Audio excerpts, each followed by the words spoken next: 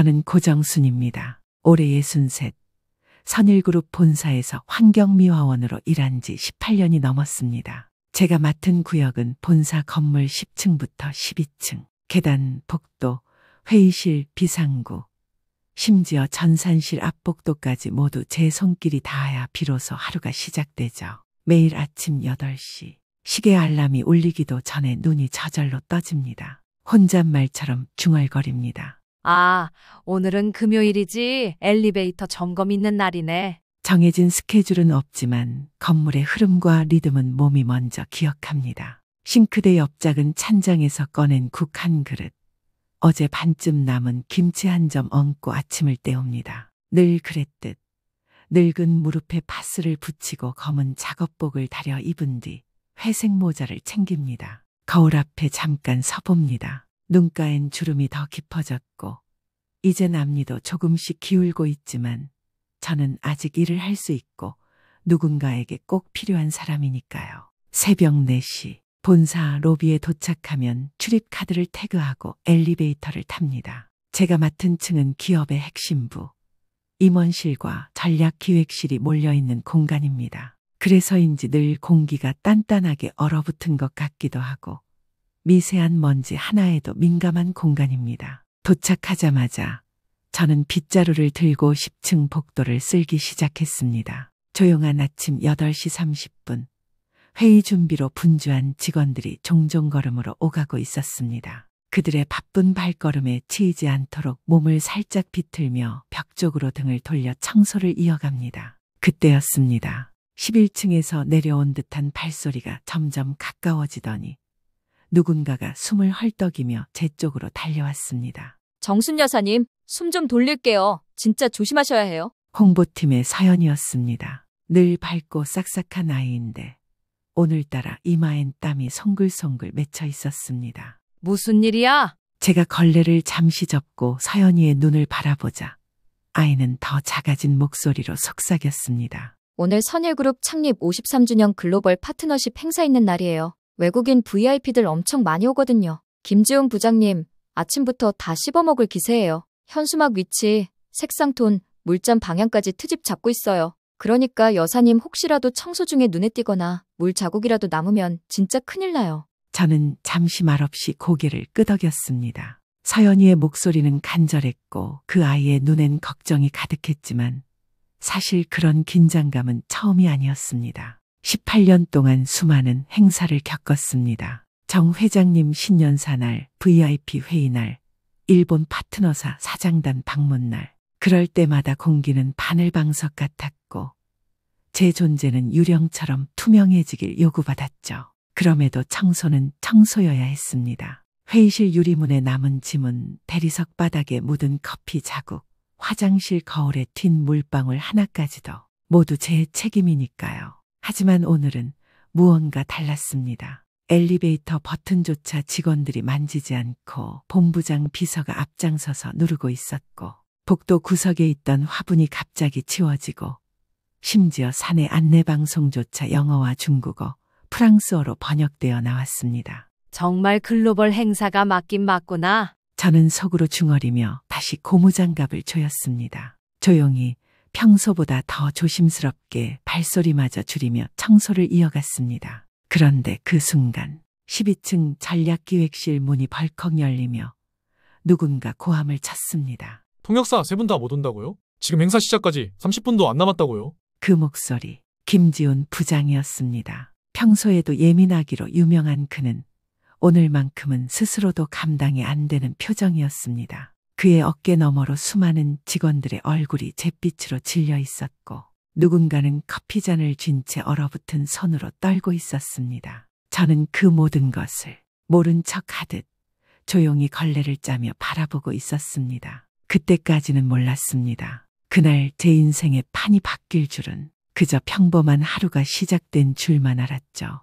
행사장에 들어서자마자 공기가 달라졌습니다. 냉방은 적당히 켜져 있었지만 그보다 먼저 느껴진 건 팽팽한 긴장감이었습니다. 10층 대회의실. 천장이 높은 공간엔 형형색색의 국기들이 나란히 걸려 있었고 정면 무대에는 선일그룹 창립 53주년 글로벌 파트너십 데이라는 문구가 큼직하게 걸려 있었습니다. 하지만 그 화려한 무대와 달리 바닥에 깔린 카펫 위를 걷는 직원들의 발걸음은 무겁기만 했습니다. 김지훈 부장은 행사장 가운데를 뚫고 다니며 이곳저곳을 살폈습니다. 목 뒤까지 바짝 민 짧은 머리 위로 땀이 송골송골 맺혀 있었고 흰 셔츠는 벌써 소매부터 구겨져 있었습니다. 의자 각도는 왜 이래? 그는 맨 앞줄에 놓인 VIP 전용 의자 하나를 발끝으로 차듯 밀었습니다. 아니, 내가 분명히 말했잖아. 양쪽 오도 각도로 맞추라고. 사진 찍힐 각도 생각 안 해요. 옆에 있던 진행 요원이 쩔쩔매며 의자를 바로잡자 이번엔 천장을 향해 고개를 들었습니다. 조명, 이쪽 오른편 조명 왜 이래? 초점이 분산되잖아요. 지금 무대 조명 하나가 3도 정도 쳐졌어요. 누가 조정했어요? 그의 목소리는 높아졌고 조명 담당자가 허겁지겁 기계 박스로 달려갔습니다. 그제야 5줄 뒤에 서 있던 직원들이 서로 눈치를 보기 시작했습니다. 어떤 이는 손에 들고 있던 태블릿을 떨어뜨릴 뻔했고 또 다른 직원은 마이크 배치를 재조정하며 손이 덜덜 떨렸습니다. 왜 이렇게 정신이 없어? 글로벌 VIP들이 이 모습 보면 어쩌려고 그래요? 그는 거의 고함에 가까운 목소리로 뱉어냈습니다. 그 순간이었습니다. 행사장 후면 출입문이 덜컥 열리고 전략기획팀의 막내 직원 윤수민이 허겁지겁 안으로 뛰어들어왔습니다. 머리는 헝클어졌고 손에 쥔 폰 화면엔 통화 기록이 여러 개 떠 있었지만 모두 부재중 표시뿐이었습니다. 부장님, 수민은 다급히 외쳤고 김 부장이 눈을 번뜩이며 돌아봤습니다. 왜? 또 뭐가 문제야? 수민은 잠시 숨을 고르고 말을 이었습니다. 통역사 3분 모두 연락이 안 됩니다. 소속사에서도 아직 확인 중이라고 하고 상황이 심상치 않다고. 김지훈의 눈동자가 흔들렸습니다. 뭐, 지금 몇 시야? 오전 10시 27분입니다. 시작까지 18분 남았습니다. 연락이 안 된다고. 어제까지 문제없다더니? 무슨 이유라도 들었어? 수민은 손에 들고 있던 노트를 덜덜 떨며 펼쳤습니다. 마지막으로 어젯밤 11시쯤 호텔로 들어오는 거 확인되었고요. 오늘 아침 묵고 계신 객실 확인해보니 아침 6시경 셋 모두 호텔 정문으로 나간 것으로 확인됩니다. 그 말을 들은 순간 김지훈은 양손으로 머리를 감싸 쥐었습니다. 아니, 3명이 다 연락두절인 게 말이 돼? 지금 장난해?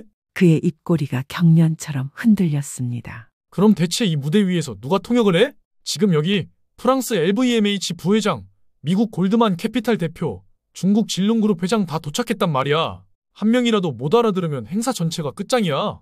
말끝이 날카로워질수록 현장 분위기는 얼어붙었습니다. 홍보팀장, 영상감독, 무대 진행자까지 모두 고개를 숙이거나 입을 꾹 다문 채 서 있었습니다. 누군가 숨소리를 너무 크게 내자 옆 사람이 팔꿈치로 조용히 찔렀고 무대 아래쪽에 있던 통역용 부스는 조용히 불이 꺼졌습니다. 누구도 대안을 내놓지 못했습니다. 모두가 입을 닫고 김 부장의 분노가 어디로 튈지 몰라 긴장만 감돌 뿐이었습니다. 그러는 사이 10층 로비 쪽에서 조용히 쿵 하는 소리가 났습니다. 청소를 끝내고 돌아가려던 제가 들고 있던 쓰레받기 손잡이가 바닥에 떨어진 소리였습니다. 그 소리에 몇 명이 흘끗 돌아봤지만 누구도 관심을 두지 않았습니다. 하지만 바로 그때 제가 손에 있던 고무장갑을 벗으며 천천히 행사장으로 들어서기 시작했습니다. 그 누구도 예상하지 못한 전개가 그렇게 시작되고 있었습니다.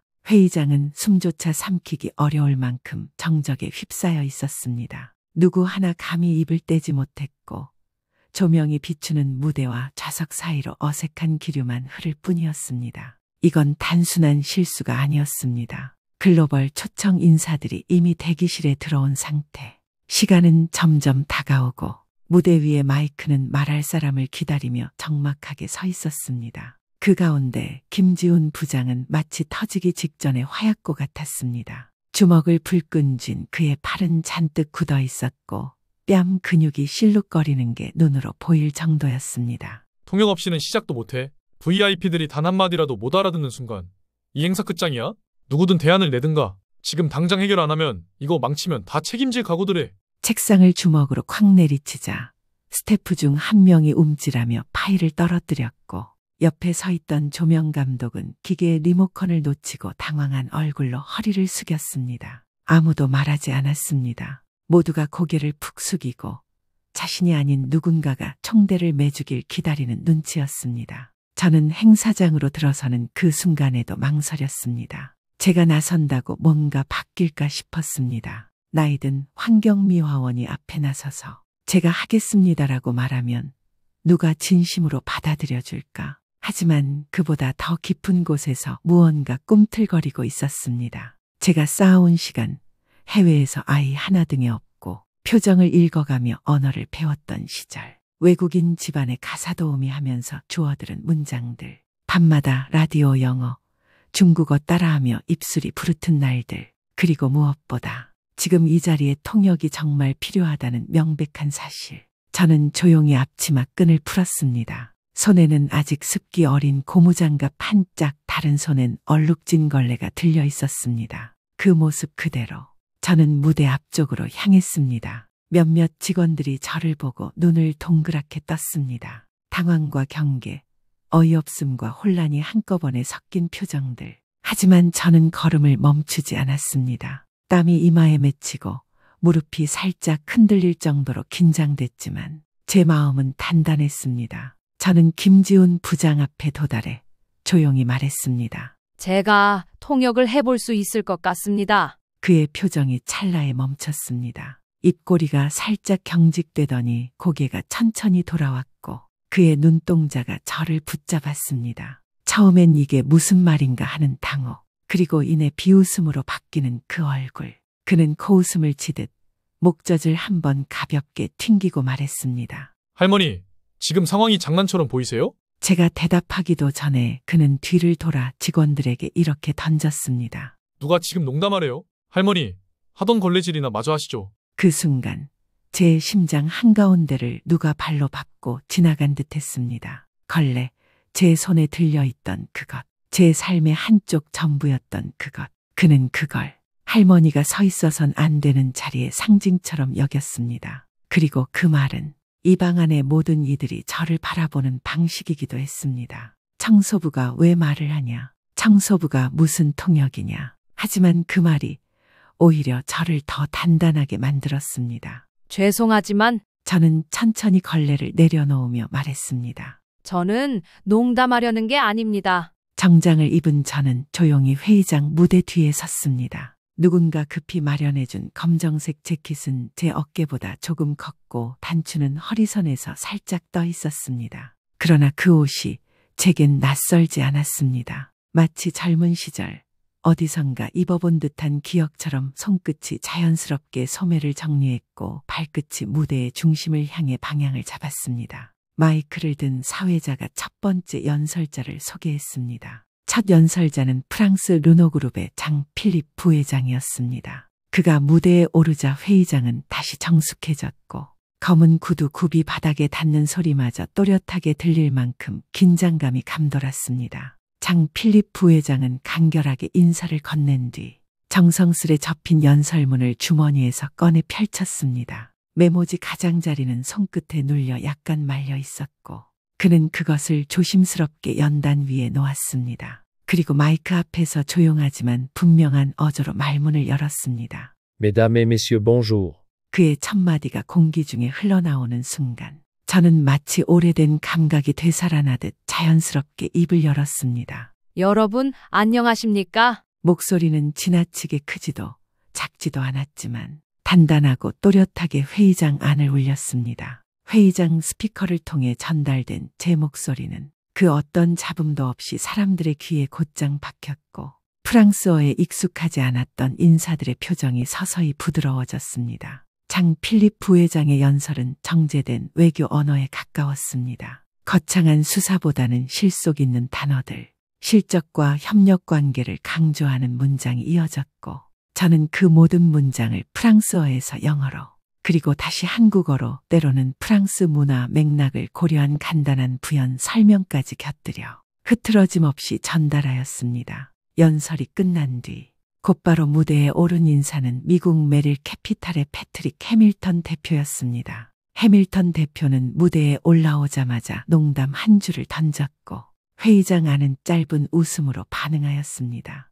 그러나 영어를 잘 이해하지 못한 몇몇 참석자들의 표정은 어색해졌고 저는 짧게 그 유머의 의미를 한국어로 풀어 전달하였습니다. 지금처럼 어려운 시기에도 웃음을 잃지 말자는 취지의 말씀입니다. 그 한마디의 좌중의 분위기가 한결 편안해졌습니다. 그의 연설은 기술금융, ESG 전략 그리고 세계 시장의 연결성에 대한 이야기로 이어졌습니다. 저는 용어 하나하나를 놓치지 않고 정확히 해석하였고 문화적 맥락과 숫자 정보까지 자연스럽게 조율하여 통역하였습니다. 다음으로는 중국 상하이 진룽그룹의 리웨이 회장이 무대에 올랐습니다. 리 회장은 또박또박한 중국어로 조용히 인사하며 연설을 시작하였습니다. 尊敬的各位来宾，非常荣幸能参加今天的盛会。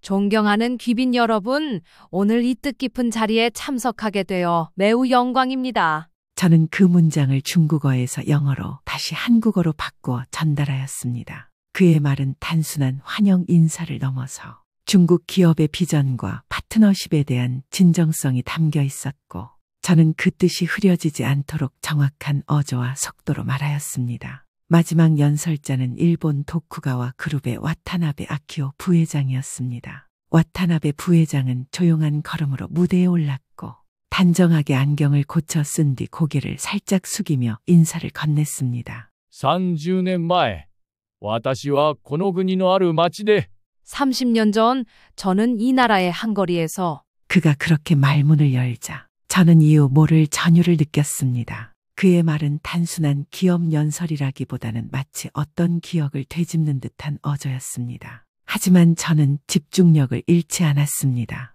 그의 일본어를 받아 한국어로, 영어로 그리고 중요한 표현은 프랑스어로까지 매끄럽게 통역하였습니다. 회의장 곳곳에 앉아있던 수십 명의 인사들이 점차 연설자의 얼굴이 아닌 제 얼굴을 향해 고개를 돌리기 시작하였습니다. 통역사의 존재가 단지 전달자가 아니라 이 자리를 완성시키는 핵심임을 모두가 체감하고 있는 듯했습니다. 저는 고개를 들고 또렷하게 숨을 들이쉬었습니다. 말은 언어가 아닌 신뢰를 건너야 의미가 있다는 것을 이 순간 다시 한번 실감하였습니다. 그 모든 연설이 마무리되고 사회자의 마지막 멘트가 울려 퍼졌습니다. 이상으로 선일그룹 창립 53주년 기념 글로벌 파트너십 행사를 모두 마치겠습니다. 참석해주신 모든 분들께 깊은 감사의 인사를 전합니다. 회의장 안엔 박수가 퍼졌고 일부 외국 인사들이 서로 손을 맞잡고 인사를 나누는 모습이 눈에 들어왔습니다. 저는 조용히 마이크를 내려놓고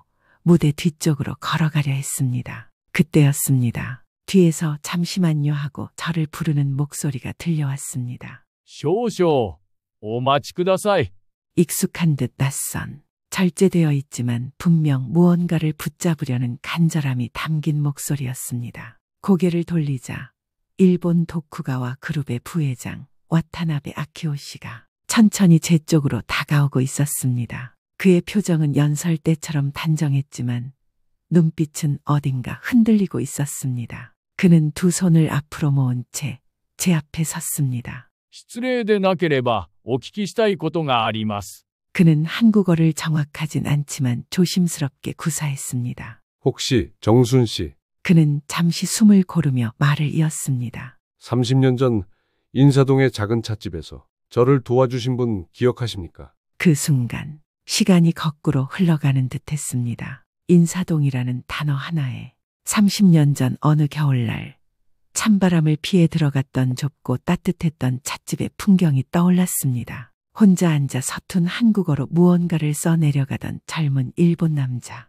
주인 아주머니가 불쑥 다가와 외국인은 안 받아요 라고 냉정하게 말했던 그 장면. 그 말을 듣고 일어서는 그 남자의 어깨 너머. 저는 망설이지 않고 손을 들었습니다. 괜찮습니다. 제가 통역해드릴게요. 그날 저는 그의 옆자리에 앉아 메뉴를 읽어주고 주문을 도와주며 그의 어눌한 한글 문장을 매끄럽게 다듬어 주었습니다. 그가 들고 있던 문서는 공공주거 프로젝트 제안서였고 그는 일본과 한국을 연결하는 첫 비즈니스 기회를 만들어가던 초년의 투자 담당자였습니다. 와타나베 부회장은 조심스럽게 말을 이었습니다. 그날 당신이 아니었다면 저는 그 제안서를 제출하지 못했을 겁니다. 그날 이후 제 인생은 완전히 달라졌습니다.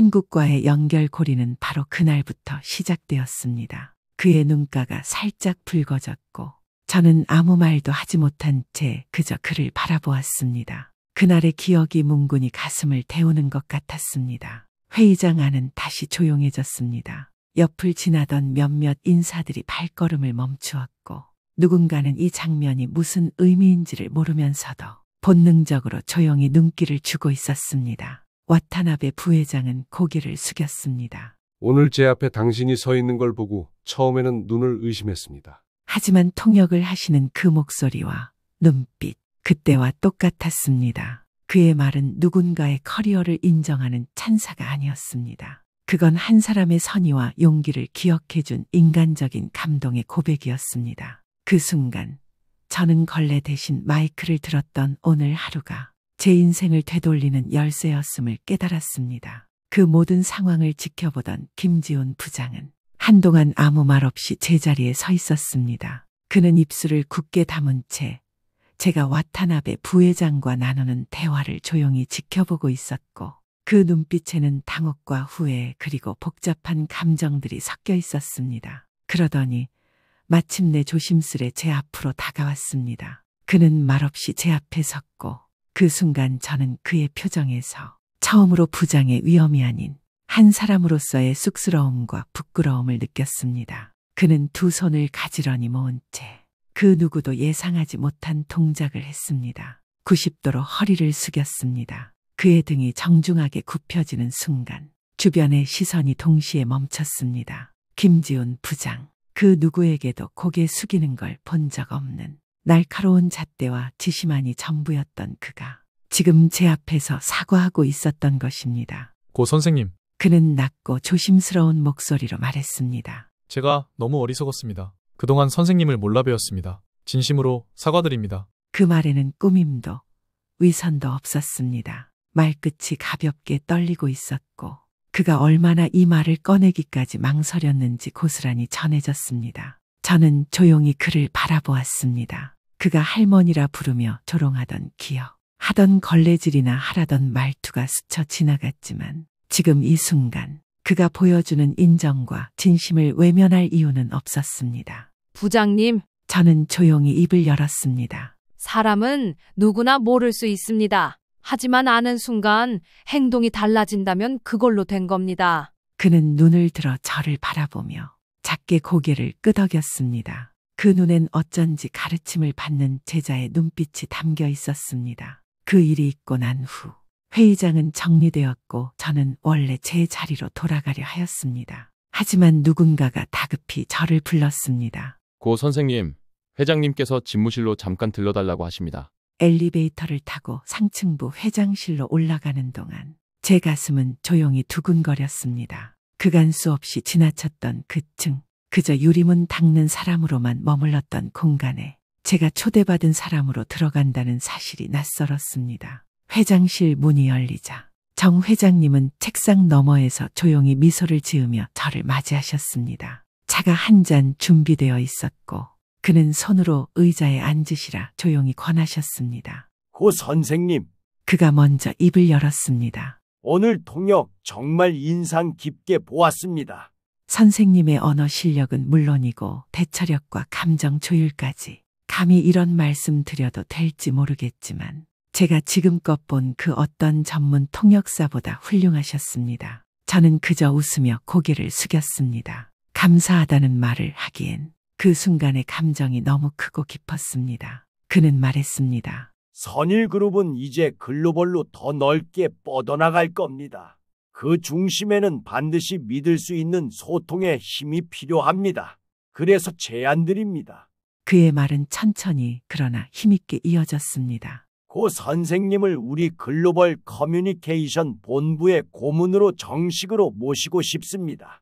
또한 혹시 가능하시다면 선생님의 경험과 지식을 후배들에게 나눠주실 수 있도록 통역교육원을 선일그룹 산하에 새롭게 개설해 그 원장을 맡아주실 수 있으시겠습니까?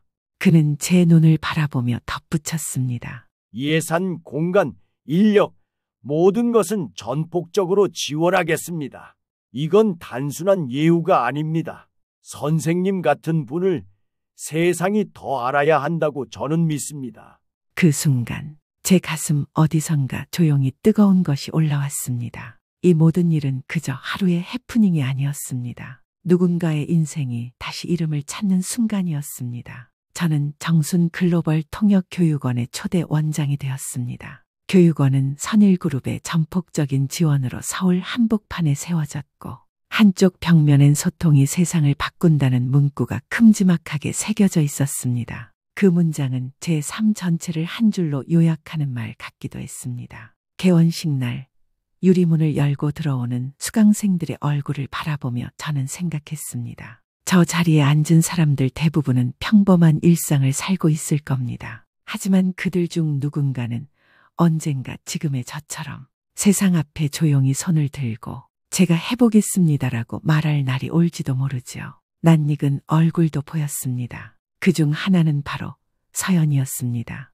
오랜 시간 홍보팀에서 일하던 서연이는 행사 후 큰 결심을 하고 회사의 지원으로 제게 조용히 전화를 걸어왔습니다. 선생님, 저 통역이라는 걸 진지하게 배워보고 싶습니다. 누군가를 제대로 이해하고 대신 말해주는 사람이 되고 싶어요. 지금은 누구보다 열정적으로 수업을 듣고 모든 연습 시간에 맨 앞줄을 지키며 노력하는 성실한 학생이 되었습니다. 그리고 제가 상상도 하지 못했던 한 사람도 수강생 명단에 이름을 올렸습니다. 바로 김지훈 부장. 이제는 김지훈 씨라고 불러야 더 어울릴 것 같은 그는 교육원 개강일에 멀끔한 수강생 복장을 입고 나타났습니다. 고 선생님, 아니 원장님, 저 영어 기초반부터 시작해도 될까요? 조금 어색한 웃음을 지으며 말끝을 흐리던 그의 모습에 저는 따뜻하게 대답했습니다. 그럼요. 언어는 다시 시작하면 됩니다. 언제나 다시 배울 수 있는 겁니다. 그날 이후 김 씨는 누구보다 묵묵히 강의에 참여했고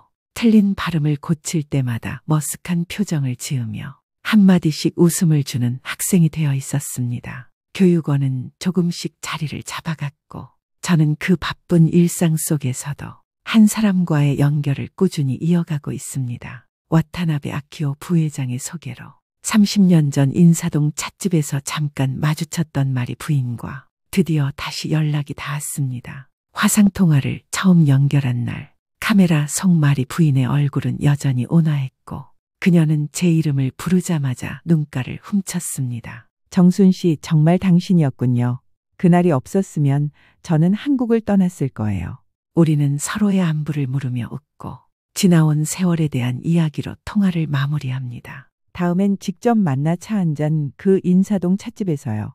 그녀가 그렇게 말하면 저는 천천히 고개를 끄덕입니다. 그래요. 이번엔 제가 메뉴를 통역해 드릴게요. 이따금씩 교육원 복도 끝 창가에 서서 저는 생각합니다. 걸레를 들고 조용히 바닥을 닦던 그 시간들, 아무도 주목하지 않던 제 목소리, 그리고 단 한 번 용기를 냈던 그날의 손들기, 그 모든 것이 저를 이 자리로 이끌었습니다. 지금 저는 누군가의 꿈을 통역해주는 사람이 되었습니다. 그리고 누군가에게 말해주고 싶습니다. 늦은 때란 없습니다. 꿈에는 유효 기간이 없으니까요. 당신이 믿는다면 지금부터 시작해도 괜찮습니다. 안녕하세요.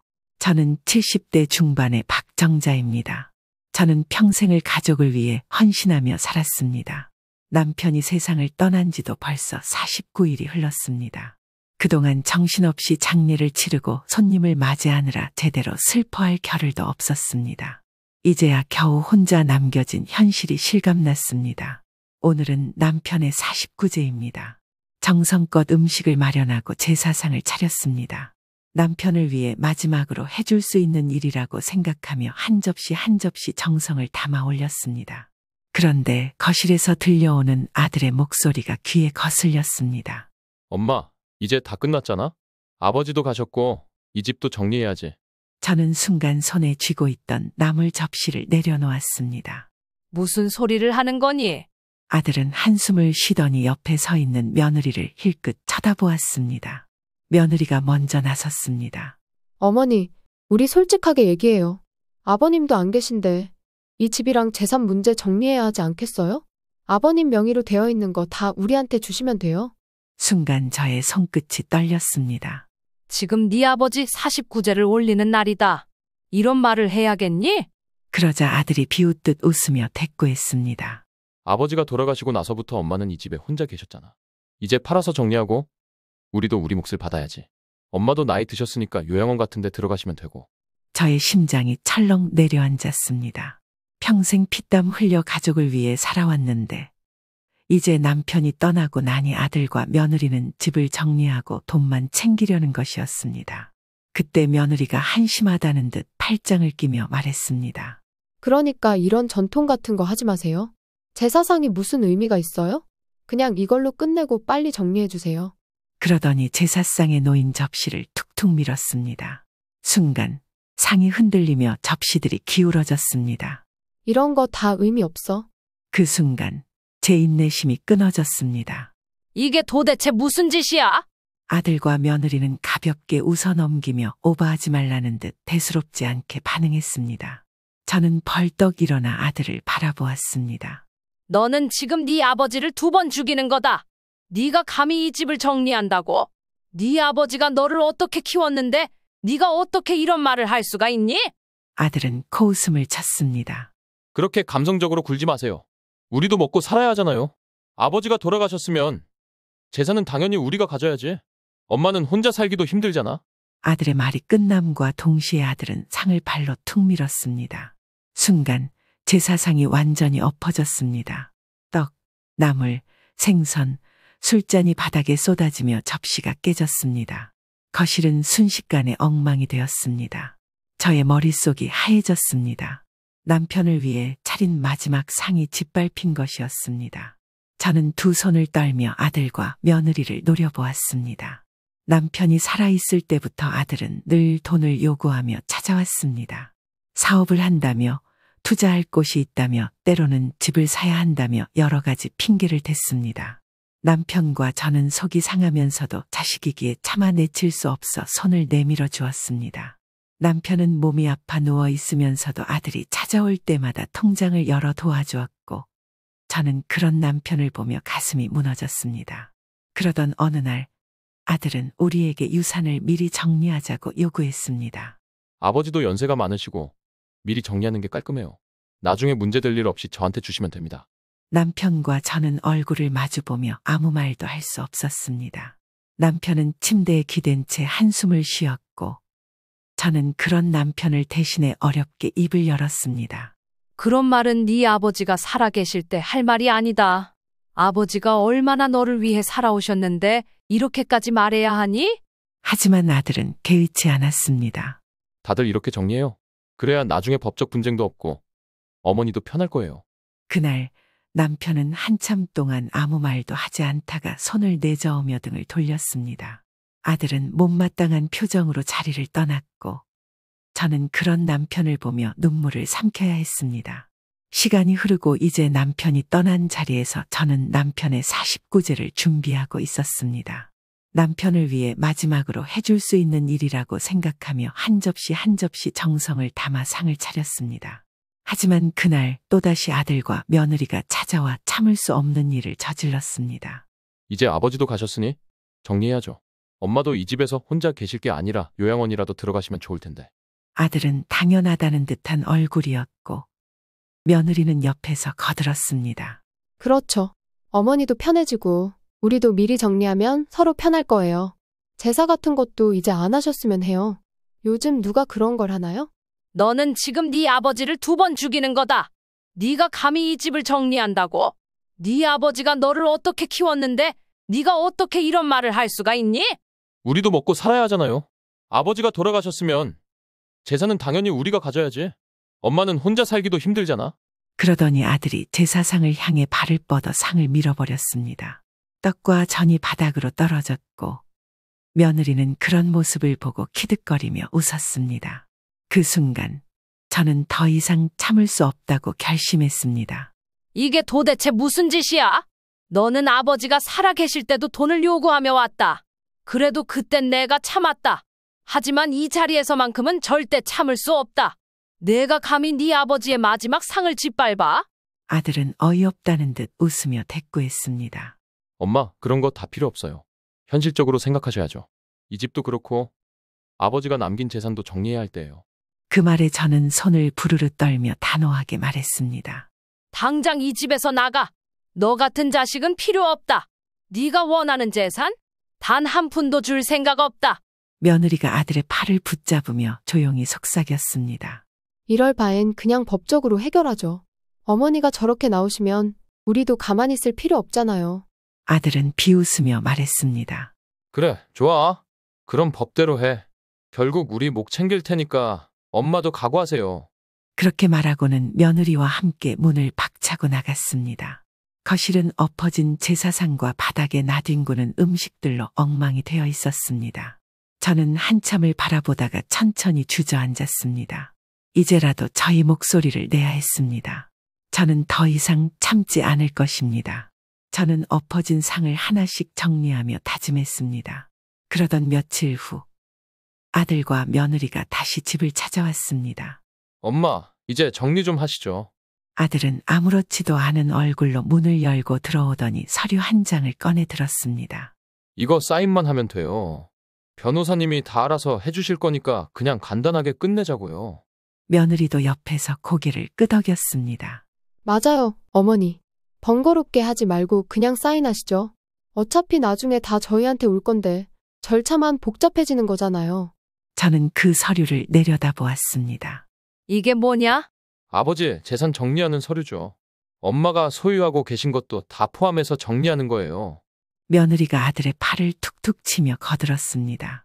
여보, 그렇게 말하면 서운하시죠? 어머니, 저희도 그냥 편하게 살고 싶어서 그래요. 어차피 재산 다 나눠야 하잖아요. 미리 정리하는 게 서로 편하니까 그런 거예요. 저는 차가운 눈빛으로 둘을 바라보며 천천히 입을 열었습니다. 너희가 사람이냐? 아들과 며느리는 순간 당황한 듯 말이 없었습니다. 49제 날까지 와서 내 아버지의 제사상을 엎어놓고 이제 와서 사인만 하라고? 아들은 헛웃음을 치며 말했습니다. 엄마가 아직도 그걸 가지고 그래요? 그냥 실수였잖아요. 실수? 제 목소리가 떨리기 시작했습니다. 네 아버지를 위해 마지막으로 차린 상을 짓밟아 놓고 그게 실수라고. 아들은 짜증난다는 듯 손을 휘저었습니다. 아이, 됐고. 엄마도 이제 고집 그만 부리고 현실을 보세요.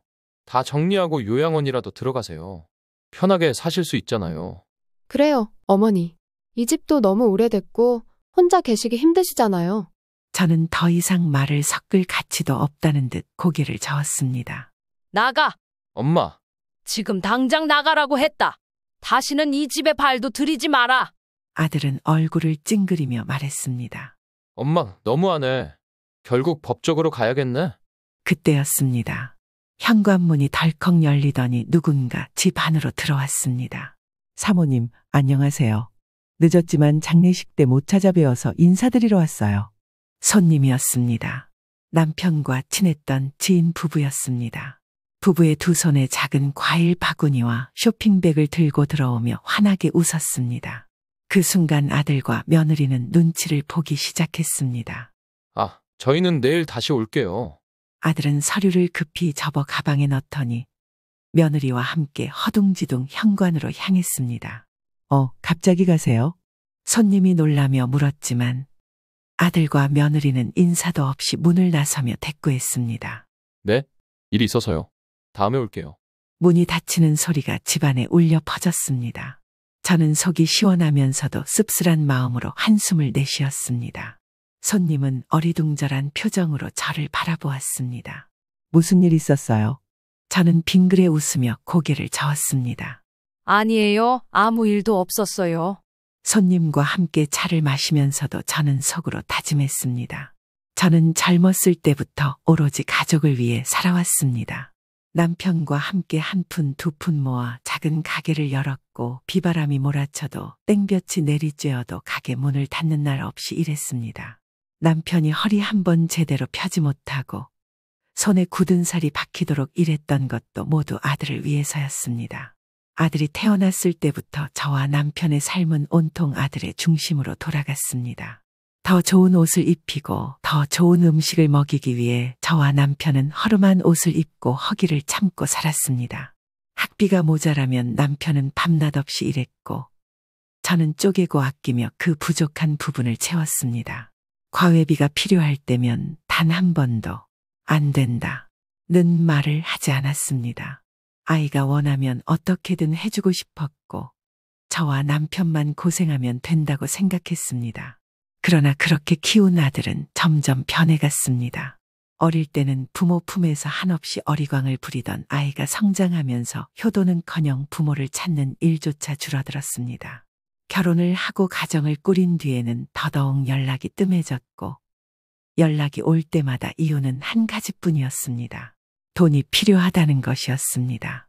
사업을 시작하겠다며 돈을 요구하고 더 큰 집으로 이사를 가야 한다며 손을 벌리고 때로는 투자 기회를 놓치면 안 된다며 부모에게서 마지막까지 끌어내려 했습니다. 저와 남편은 속이 상하면서도 차마 외면할 수 없었습니다. 아들이기 때문이었습니다.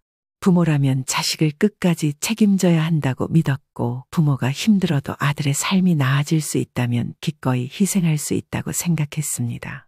남편은 몸이 아파 제대로 서 있지도 못하면서도 통장을 열어 아들에게 건넸고 저는 그런 남편을 보며 속이 타들어가는 기분이었습니다.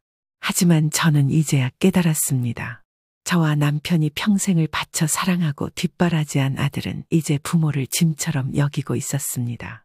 그러면서도 부모의 재산은 당연히 자기 것이 되어야 한다고 믿고 있었습니다. 그러나 남편은 떠나기 전 아들이 어떻게 변해가는지를 알고 있었습니다. 그가 마지막까지 손에서 놓지 않은 것은 바로 유언장이었습니다. 남편이 남긴 유언장을 펼쳐본 저는 결심했습니다. 더 이상은 참지 않겠다고. 남편이 남긴 뜻을 그대로 따르고 남편이 평생 지켜온 것을 지켜낼 것이라고. 저는 남편이 남긴 유언장을 가방에 넣고 변호사 사무실로 향했습니다. 손에 힘이 들어갔습니다.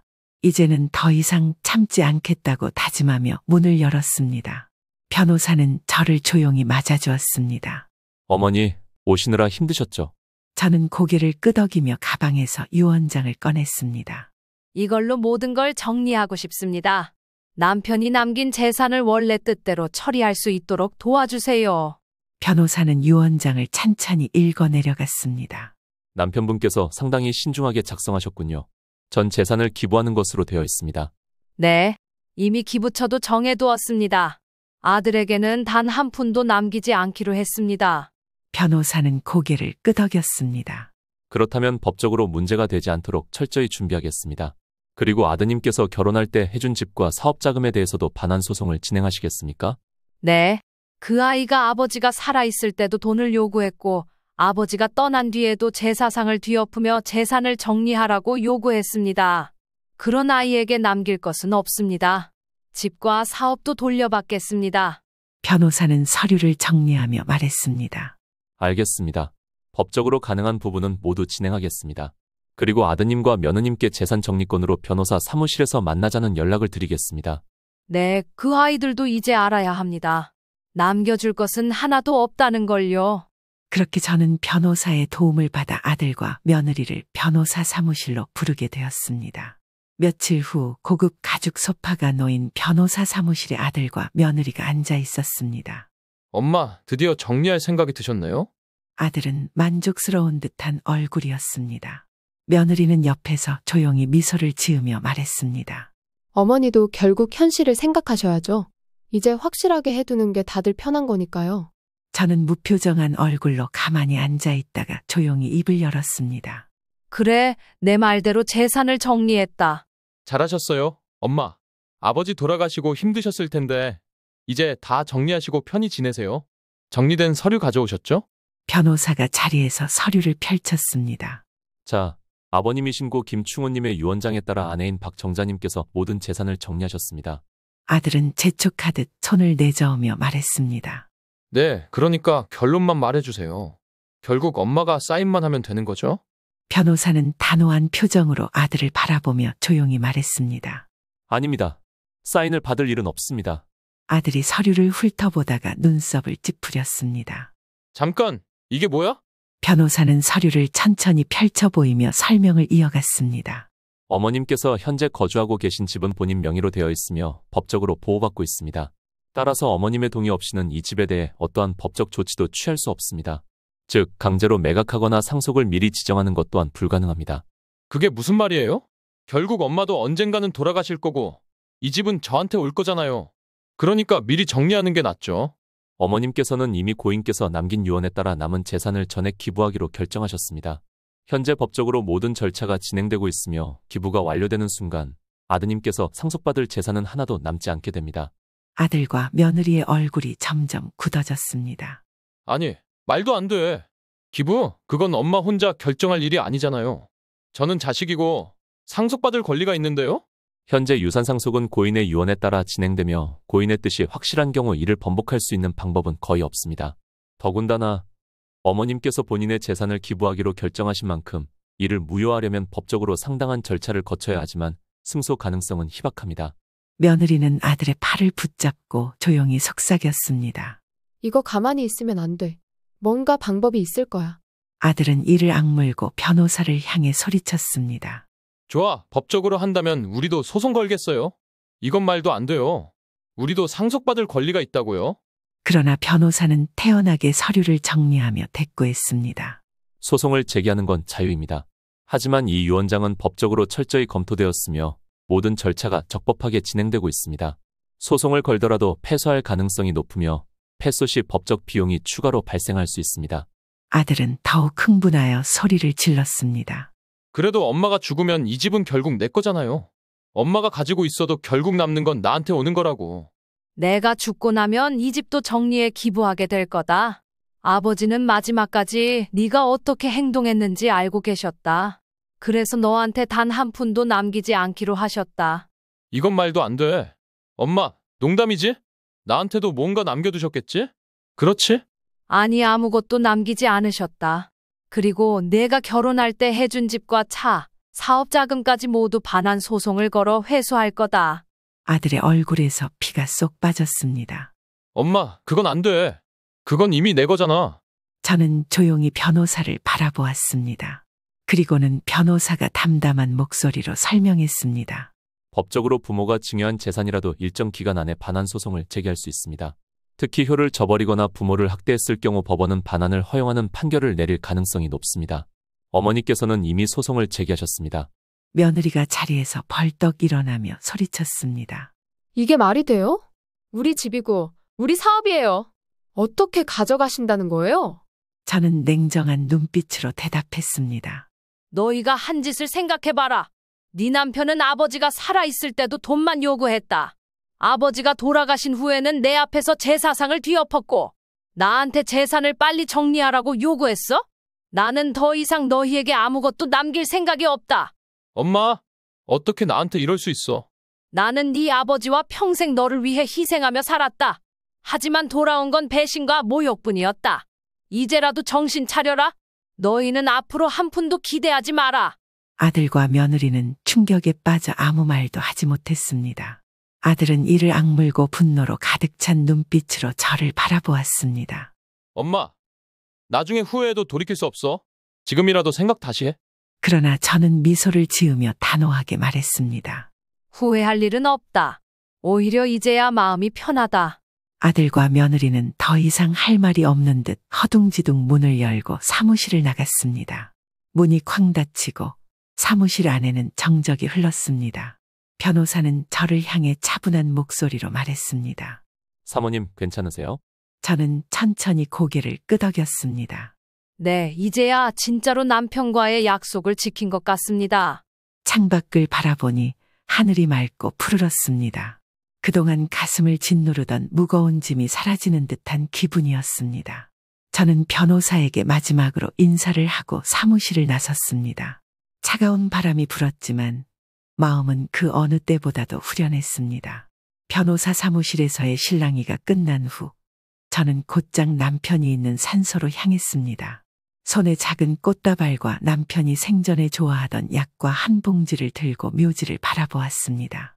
당신이 걱정했던 일이 결국 현실이 됐어. 아들은 결국 제사상까지 엎으며 돈만 밝히더라. 당신이 떠나자마자 내가 아직 살아있는데도 벌써부터 재산을 달라고 덤벼들더라고. 저는 천천히 숨을 들이마셨습니다. 그동안 참으면서 살아왔는데 더는 안 되겠더라. 그래서 변호사 찾아가서 정리했어. 우리 재산 하나도 안 남기고 다 기부하기로 했어.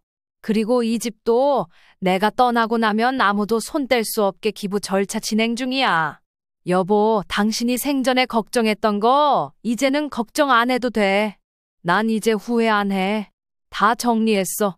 눈물이 나올 것 같았지만 꾹 참았습니다. 이제 슬퍼할 이유가 없었습니다.